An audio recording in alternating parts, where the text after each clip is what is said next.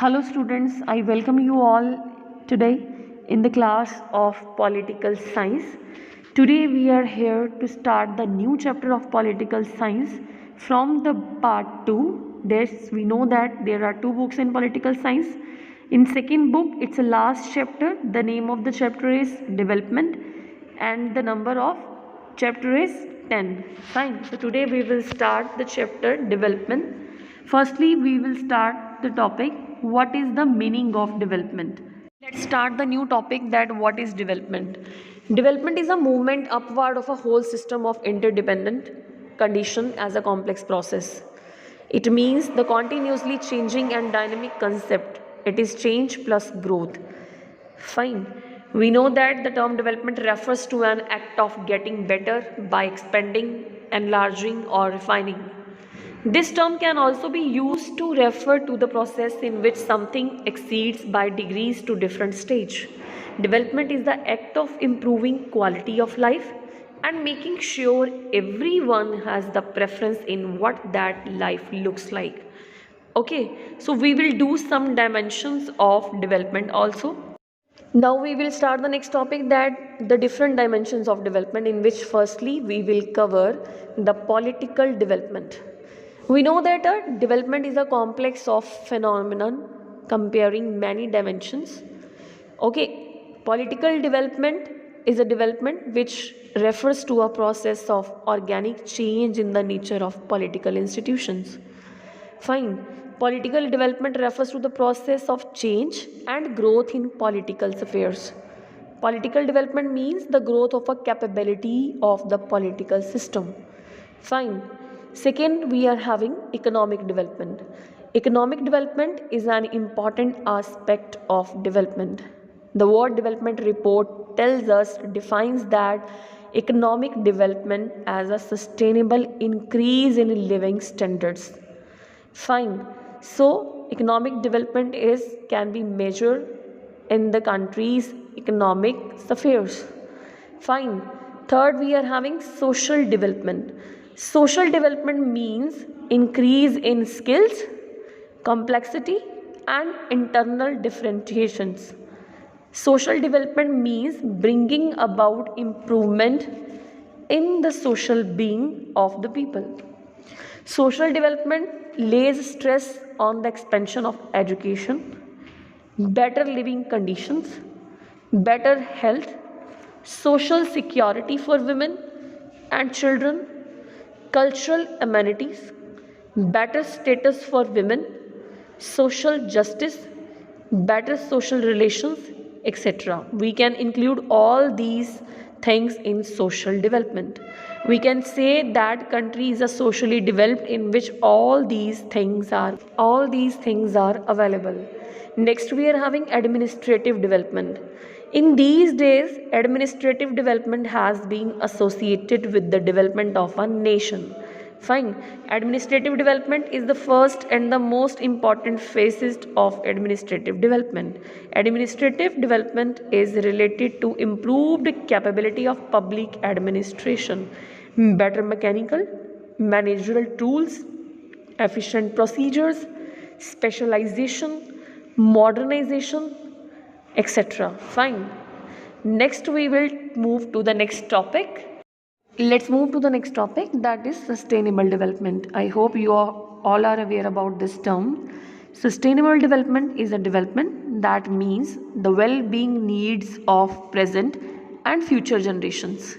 Fine. It is concerned with evolution over a long period of time, focusing on stability issues and especially structural changes, that is the changes that result in quarterly different characteristics of states or behavior of the system under consideration. Fine. So if we talk about India, which type of development model is needed for India? Yes, I just want to tell you, India needs Gandhian model of development. Okay, you know that what is Gandhian model of development? I'll tell you. So let's start the topic. Firstly, I just want to tell you, whenever you will get the question that which development model is needed for India, India needs Gandhian model of development. So we will discuss now about Gandhian development model. So we know that Gandhi was a peculiar mixture of opposites. He was not a Marxist, but he did care for the poor and the lowly. He was not a socialist, but he liked to do his own work himself without employing anyone for his job. He was not a capitalist, but he had always advocated a self sufficient economy. He was not a liberal, but he did not want to deprive the capitalist of his property. He was a Marxist, a socialist, a liberal, and anarchist, all in his own right. The Gandhian view of development was not in any case a model of material development. He was a great critic of Western capitalist system. By development, he did not mean accessibility to all material comforts, but the one which leads to the development of individual and his personality. Fine. Gandhi actually believed that it is God who pervades everything and hence nothing belongs to any particular thing. Fine. For him, the capitalist is a good, a servant of what he possesses, as is the worker who produces value through his labor. Fine. We know that Gandhi was having a belief in non-violence. Gandhi's views of development was what may be termed as Sarvodaya, the welfare of all, including that of the humble, the lowly, and last as also the worker, the capitalist, the landlord. To that extent, Gandhi was close to Marx. But unlike Marx, Gandhi sought society without classes, classes without antagonism, and antagonism without destroying the individuals, and individuals with their conversion into human beings. Fine. Gandhi was actually a simple man, a simple villager, a simple Indian villager. Fine. His view of development measures masterly if one insists on.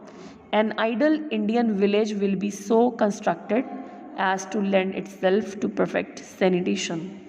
Fine. So there are Gandhi's priorities and preferences of ideal village. Let's move to the next topic now. What are the features and implications of development? Fine. What are the features and implications of development? So first we are having in this regard, development is not a static concept. Students, here I just want to tell you, development is not a static concept, it's a dynamic and hence an ever changing and ever evolving concept.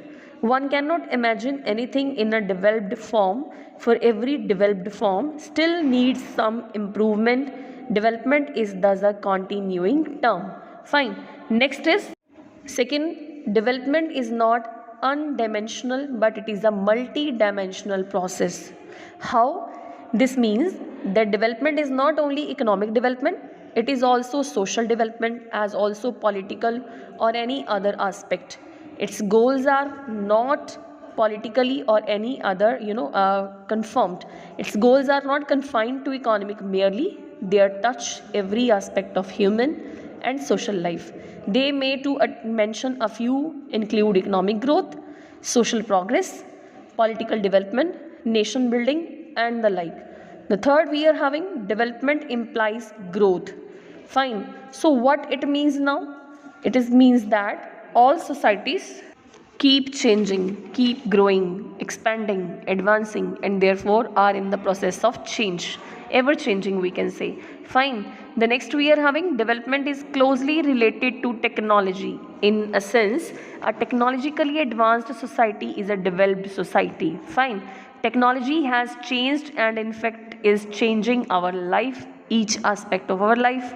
Technology has made the world very small. Fine. So next we are having in this regard, rationality. Rationality constitutes yet another component of development. What it means is that developed society is not tradition bound or religious laden, but is one that stands up to reasoning and rationalism also. Okay. The next and the last we are having, development has yet other features or requisites as well, like order, stability, security and the like prepare a ground for sustained growth. Countries have grown in years of peace rather than in times of wars, as development means change with growth.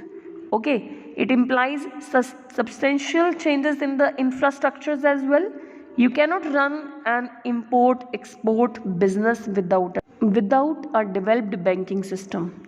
Can we imagine? Can we imagine any import or export without the well developed banking system? No. Yes. Fine. So how can you have a democracy with the institution of a dictator as the executive head? We cannot have. Fine. So this was all about the features and implications of development. Fine. The next topic we will cover in our next video. Thank you.